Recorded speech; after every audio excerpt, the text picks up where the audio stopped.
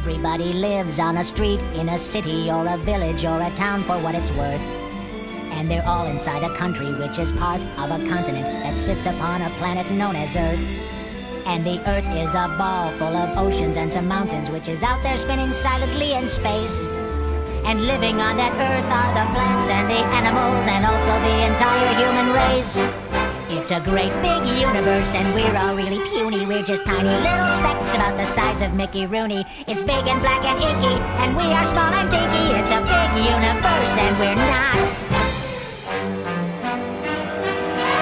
And we're part of a vast interplanetary system stretching 700 billion miles long. With 9 planets and a sun, we think the Earth's the only one that has life on it, although we could be wrong. Across the interstellar voids are a billion asteroids, including meteors and Halley's Comet too.